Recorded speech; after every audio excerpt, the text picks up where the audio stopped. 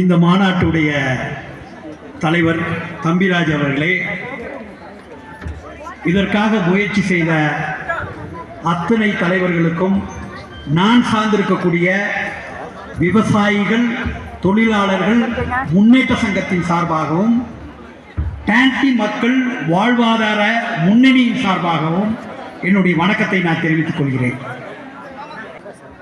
இந்த மாநாட்டை பொறுத்த வரைக்கும் கோத்தகிரியில் தேர்தலுக்கு முன்பாக நடக்கக்கூடிய முதல் மாநாடு. இந்த தேர்தல் வரப்போகிறது என தெரிந்து உங்க எல்லோருக்கும் தெரிய வேண்டும், கூடலூரில் கடந்த டிசம்பர் மாதம் மிகப்பெரிய ஒரு மாநாட்டை நடக்கிறோம். முழுக்க டான்டியில் இருந்து வந்த மக்கள் தான். அதனுடைய தலைவர் இங்கே வந்திருக்கிறார். டான்டி மக்கள் வாழ்வாதார முன்னணி கிட்டத்தட்ட 4 ஆண்டுகளாக பல கூட்டங்களை இன்னைக்கு டான்டி ஒரு அளவுக்கு இருக்கிறது என்றால் நாங்கள் எடுத்த முயற்சிகளை நீங்கள் மறந்துவிடக் கூடாது. இங்கே ஒரு துண்டறிக்கை நாங்கள் போட்டிருக்கிறோம். இன்றைக்கு தமிழகத்தை ஆளக்கூடிய முதல்வருடைய பங்கு, எதிர்கட்சி தலைவருடைய பங்கு, மற்ற கட்சிகளுடைய பங்கு, அதிகாரிகளுடைய பங்கு, இந்த கூட்டத்துக்கு வரவிருக்கும் செந்தில் தொண்டமான் அவர்களுடைய பங்கு எல்லாம் நாங்கள் இங்கே குறிப்பாக போட்டிருக்கோம். ஏன் சொல்கிறேன் என்றால் இது முதல் அல்ல. கோத்தகிரியில் ரொம்ப நாட்களுக்கு பிறகு மிகப்பெரிய ஒரு மாநாட்டை கூட்டியிருக்கிறோம். தம்பிராஜ் போன்றவர்கள் கூட்டியிருக்கிறார்கள். உண்மையாக வாழ்த்துக்கள். ஒன்றை நீங்கள் மறக்கக்கூடாது, வரலாற்றை மறந்துவிடக்கூடாது. இந்த மண்ணில் இந்த விதையை தூவியவர்களை இங்கே யாரும் ஞாபகப்படுத்தவில்லை. இந்த மாவட்டத்துடைய ஆட்சி தலைவராக இருந்தவர் பட்டி தொட்டிகளெல்லாம் ஓடி தாயகம் திரும்பிய தமிழர்களை காப்பாற்றிய அம்பேத்கர் ராஜ்குமார் அவர்கள் ஞாபகப்படுத்தினார். எனக்கு என்னவோ புரியவில்லை. ஒருவேளை புதிய இளைஞர்களுக்கு என்ன நடந்தது என்பது தெரியாமல் இருக்கலாம். அதனால் நான் விட்டு போன விஷயங்களை சொல்ல இங்கே கடமைப்பட்டு இருக்கிறேன். ஆர் சிவலிங்கம் இந்த மண்ணில் தான் விதைக்கப்பட்டிருக்கிறார். உங்களுக்கு தெரிய வேண்டும், ஒரு 30 ஆண்டுகளுக்கு முன்பாக இங்கே என்ன நடந்தது என்பது பலருக்கு, பழையவர்களுக்கு தெரியலாம். நாம் எல்லாம் கருப்பு பிளாஸ்டிக் போட்டு அது உள்ளதா இருந்தது. இன்னைக்கு நான் கூடலூரில் இருக்கிறேன். எங்களுடைய தொகுதி சட்டமன்ற உறுப்பினர், அவரை படிக்க வைத்தவர், அவரை பட்டதாரி ஆக்கியவர் ஆர் சிவலிங்கம். பல நபர்களை கீழிருந்து மேல் வரைக்கும் கொண்டு போன ஒரு நபர். கோத்தகிரியில் லட்சக்கணக்கான மக்களை உள்ளடக்கி பல்வேறு போராட்டங்கள் நடந்திருக்கிறது. மறந்துவிடக் கூடாது. லுங்கி கட்டியவர்களெல்லாம் விரட்டி அடித்த போது திருப்பி அடித்திருக்கிறோம். ஞாபகம் வைத்துக் கொள்ள வேண்டும், புரிய வேண்டும் உங்களுக்கு. ஆர் சிவலிங்கம், திருச்செந்தூரன் போன்றவர்கள், அவர்களுடைய தோழர்கள் எல்லாம் பொடாவில் தடாவில் ஜெயிலில் கிடந்திருக்கிறார்கள். ஞாபகம் வைத்துக் கொள்ள வேண்டும். அப்படி நாம் பல்வேறு போராட்டங்களை நடத்தி இந்த மண்ணில் நம்முடைய உரிமைகளை நாம் பேசியிருக்கிறோம். ஏன் இதை குறிப்பிடுகிறேன் என்றால், விட்டு போன விஷயங்களை, அதுவும் குறிப்பாக வரலாற்றை நீங்கள் மறந்துவிடக் கூடாது. ஆயிரக்கணக்கான மக்களுக்கு வீடுகள் கட்டி கொடுக்கப்பட்டிருக்கிறது. அதுவுடைய ஒரு செயலாளராக இருந்த மதிவாகன் இங்கே மேடையில் அமர்ந்திருக்கிறார், அமைதியாக அமர்ந்திருக்கிறார். எனக்கு என்னவோ புரியவில்லை. அவரெல்லாம் ஒரு காலத்தில் எப்படி செயல்பட்டார் என்பது எனக்கு தெரிய வேண்டாம். ஆகவே இன்றைக்கு கூட நாங்கள் விவசாயிகள், தொழிலாளர்கள் முன்னேற்ற சங்கம், தமிழ்நாட்டில் இருக்கக்கூடிய 128 விவசாய சங்கங்களை ஒருங்கிணைத்து அதனுடைய ஒருங்கிணைப்பாளராக நானும் இருக்கிறேன். கடந்த மாதம் ஈரோட்டில் 50,000 பேரை திரட்டி நடந்த மாநாட்டில் தாயகம் திரும்பிய தமிழர்களை முன்னிலைப்படுத்தி அவருடைய உரிமைகளை காப்பாற்ற வேண்டும் என்று பேசியிருக்கிறோம். இங்க உங்களுக்கு நீங்கள் புரிந்து கொள்ள வேண்டும், டான்டியை ஒட்டி போதிய அளவுக்கு சொல்லிவிட்டார்கள். எத்தனை கோடிகளை வருமானமாக நம்முடைய மக்கள், தாய்மார்கள், அந்த டான்டி தொழிலாளர்கள் உருவாக்கி கொடுத்தார்கள் என்று பேசிவிட்டார்கள். அதையெல்லாம் ஏப்பவிட்ட நிர்வாகம், டான்டி நிர்வாகம், வனத்துறை இப்பொழுது நஷ்டம் உண்டு கொள்கிறது. ஒவ்வொரு அந்த நேரம் அண்ணா திராவிட முன்னேற்ற கழகமும் சரி, இன்னைக்கு இருக்கக்கூடிய திமுகவும் சரி, பல கோடிகளை டான்டிக்காக ஒதுக்குகிறார்கள், கொடுத்திருக்கிறார்கள். ஆனால் ஒன்றும் நடக்கவில்லை. அதனால்தான் கிட்டத்தட்ட 4 ஆண்டுகளாக நீங்க எல்லாம் 1 acre 1/2 acre 2 acre 3 acre canteen நிலத்தை பிரித்து அந்த மக்களுக்கு கொடுப்பது ஒண்ணுதான் தீர்வு. நீ எவ்வளவு காலத்துக்கு நிலம் இல்லாதன வைக்க போற? 2 மாதங்களுக்கு முன்பாக நான் இலங்கை சென்றிருந்தேன். 1 மாதம் இலங்கையில் இருந்தேன்.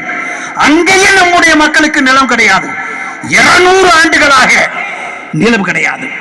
தோட்டங்களில் மக்களை காலி செய்து கொண்டுதான் இருக்கிறார்கள். செந்தில் அவர்கள் இங்கே வருவார், நீங்கள் அவரிடத்தில் கேளுங்கள். ஆகவே ஏன் இதை கூறுகிறேன் என்றால், இந்த மக்களை நிலம் உள்ளவர்களாக ஆக்கும் போதுதான், நிலம் கொடுக்கும் போதுதான் கண்டிப்பாக அவர்கள் தன்மானத்தோடு இந்த மண்ணின் மைந்தர் என்று வாழ முடியும். ஆகவே நான் சொல்வது ஒன்று புரிந்து கொள்ள வேண்டும். தமிழ்நாட்டை பொறுத்த வரைக்கும் இந்த மாநாட்டின் வாயிலாக நாம் தமிழகத்துடைய அரசியல் கட்சிகளை கேட்டுக்கொள்வது, ஈழத்துக்காக தமிழ்நாட்டில் என்னெல்லாம் நடந்தது என்பது நம்ம எல்லோருக்கும் தெரியும். எப்படியெல்லாம் இங்கு இருக்கக்கூடிய மக்கள் ஆதரித்தார்கள், அரசியல் கட்சிகள் எந்த அளவுக்கு ஒரு அக்கறையோடு இருந்தார்கள் என்பதில் மாற்று கருத்து இல்லை. நாங்கள் வரவேற்கிறோம், இன்றைக்கு வரவேற்கிறோம்.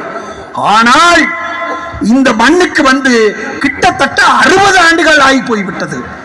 இப்படி ஒரு இந்திய வம்சாவளி மலையக தமிழர்கள் இந்த மண்ணில் இருக்கிறார்கள் என்பதை எந்த கட்சியும் வாய் திறந்து பேசுவதில்லை.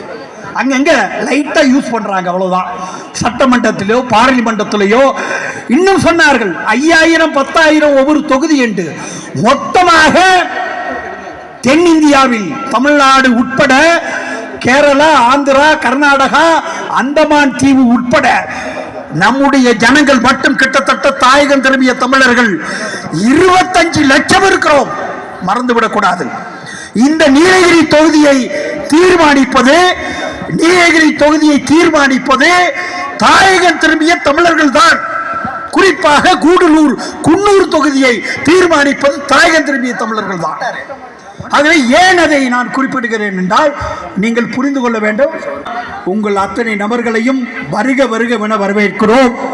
இங்கே நீங்கள் எல்லாம் புரிந்து கொள்ள வேண்டும். நம்முடைய மரியாதைக்குரிய தலைவர் செந்தில் தொண்டமான் அவர்கள் நம் கூடவே தான் இருக்கிறார். 2 ஆண்டுகளுக்கு முன்பாகவே இந்த பகுதிக்கு வந்து, குறிப்பாக டேண்டியில், குறிப்பாக கூடலூர் பகுதியில் எல்லா கிராமங்களுக்கு சென்று மக்களுடைய நிலையை முழுமையாக அறிந்து இங்கிருந்து சென்றவர். அதோடு இருக்கவில்லை, இவர் இங்க இருக்கக்கூடிய பிரச்சனையை தெரிந்து கொண்டு, நீங்க எல்லாருமே அவரை பார்க்கலாம், அவர்கிட்ட பேசலாம், அவருக்கு கோரிக்கை மனு கொடுக்கலாம். அவர் இங்கே தான் இருப்பார், நம்ம கூட தான் இருப்பார். ஸோ ஆகவே நான் எதுக்கு சொல்ல வரேன் அப்படின்னா, அவர் இந்த கூட்டத்துக்கு இங்கே வந்திருக்கிறார், தொடர்ந்து நம்ம கூட தான் இருக்கிறார். நம்முடைய பிரச்சனையை, குறிப்பாக இந்தியாவில் வாழக்கூடிய தாயகம் திரும்பிய தமிழர்களுடைய பிரச்சனையை ஒன்றிய அரசுடைய கவனத்துக்கும் மாநில அரசுடைய கவனத்துக்கும் தொடர்ந்து எடுத்து சென்ற தலைவர் நம்முடைய செந்தில் தொண்டமான் அவர்கள். நம்ம பகுதிக்கெல்லாம் வந்து டேண்டியில் இருக்கக்கூடிய மக்களை 15 நாளுக்குள் வீட்டை காலி செய்ய வேண்டும் என நோட்டீஸ் ஒட்டிய போது தலைவர் அவர்கள் நேரடியாக நம்முடைய முதலமைச்சர் ஸ்டாலின் அவர்களை சந்தித்தார். இவர்தான் சொன்னார், அண்ணே இது பெரிய அநியாயம், இது எப்படி அவர்களை வெளியேற்ற முடியும்? முதல்வர் உடனடியாக அவர்களை கட்டாயப்படுத்தி வெளியேற்றக்கூடாது என்ற உத்தரவை இட்டார். அதற்கு பிறகுதான் டேண்டியிலிருந்து மக்களை போஸ்ட் பண்ணி வெளியேற்றவில்லை. அது மட்டுமல்ல, நம்முடைய ஓய்வு பெற்ற தொழிலாளர்களை ஐயங்கொல்லிக்கும் கேத்திக்கும் அங்கு கட்டிய வீடுகளுக்கு போ என்று சொன்ன போது அதுக்கு பணம் கட்டணும், அதாவது 1 லட்சம் ரூபாய் மக்கள் கட்ட வேண்டும் என்று சொன்ன போது முதல்வரிடம் அவர் கோரிக்கை வைத்தார், அவர்களால் கட்ட முடியாது என்று. அப்ப தமிழக முதல்வர் சொன்னார், 14 லட்சத்தில் கேண்டீன் இருக்கக்கூடிய தொழிலாளர்களுக்கு வீடு கட்டி கொடுப்போம் என்ற ஒரு உத்தரவாதத்தை கொடுத்திருக்கிறார்.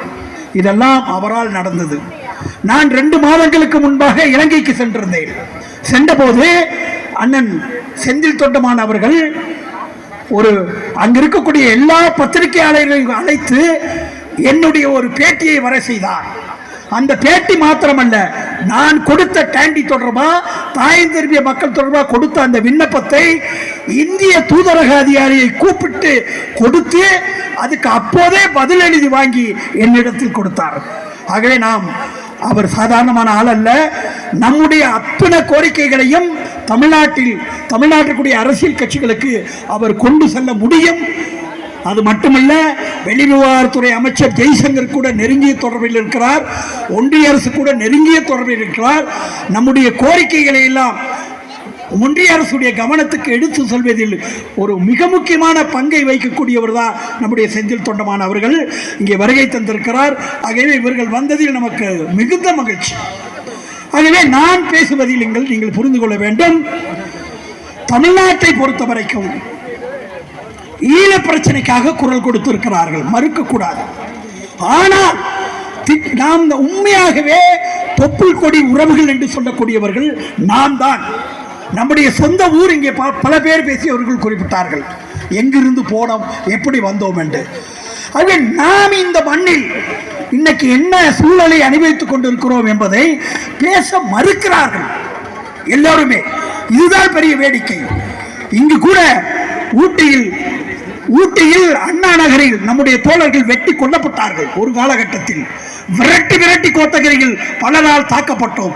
அப்போதெல்லாம் நாம் போராடி இன்னைக்கு ஒரு எல்லா மக்கள் கூட கலந்து வாழ்கிறோம். ஆனாலும் கூட நம்முடைய பிரச்சனைகள் தனி நமக்கு. ஆனால் நம்முடைய சாபக்கேடு என்னவென்றால், எதெல்லாம் நிலச்சரிவு வரக்கூடிய பகுதியோ, எதெல்லாம் ஒதுக்கப்பட்ட இடமோ அங்குதான் நம்முடைய காலனிகள் இருக்கிறது. நமக்கு நிலம் இல்லை. அப்படியே தாயகம் திரும்பிய தமிழர்கள் ஏதாவது ஒரு அரை ஏக்கர் 1 ஏக்கர் நிலம் தான் கொண்டு வந்த பணத்தில் வாங்கியிருந்தால் அந்த நிலத்தில் பட்டா இல்லை. வனத்துறை பண்ணக்கூடிய அட்டூழிய கொஞ்ச நெஞ்சமில்லை. ஆகவே நான் சொல்வது, தேர்தல் வரப்போகிறது. இந்த தேர்தலில் தாயகம் திரும்பிய மக்களுடைய கோரிக்கைகளை அரசியல் கட்சிகள் தங்களுடைய தேர்தல் அறிக்கையில் சேர்க்க வேண்டும் என்பது நம்முடைய தலையாய கடமை. அதை நாம் எல்லா கட்சிகளுக்கு வலியுறுத்த வேண்டும்.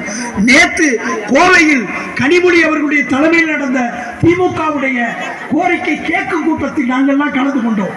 கடந்த வாரம் கூடலூரில் நடந்த திமுகவுடைய கூட்டத்தில் டாண்டி மக்களுக்கு நிலத்தை பிரித்து கொடுக்க வேண்டும், அது உங்களுடைய அரசியல் அறிக்கையில் சேர்க்க வேண்டும் என கூறினோம். இன்னும் வரக்கூடிய நாட்களில் எதிர்கட்சி தலைவரை, அத்தனை கட்சி தலைவர்களையும் சந்தித்து நம்முடைய கோரிக்கைகளை நாங்கள் கொடுக்க தயாராக இருக்கிறோம் என்பதை கூறி, இந்த மாநாடு என்னை கேட்டால் இது 3வது மாநாடு. கூடலூரில் முதல் மாநாட்டை நாங்கள் நடத்தினோம். 2வது மாநாடு சென்னையில் நடத்தினோம். தமிழ் புலிகளுடைய தலைவர் குறிப்பிட்டார், சென்னையில் ஒரு மாநாடு நடத்தினால் நாங்கள் ஒத்துழைப்பு கொடுக்கிறோம் என்று சொன்னார். சந்தோஷம். ஆனால் ஏற்கனவே ஜனவரி சென்னையில் மிகப்பெரிய ஒரு மாநாட்டை நடத்தினோம். அதில் வட இந்தியாவில் இருக்கக்கூடிய பல்வேறு கட்சி தலைவர்கள் எல்லாம் கலந்து கொண்டார்கள்.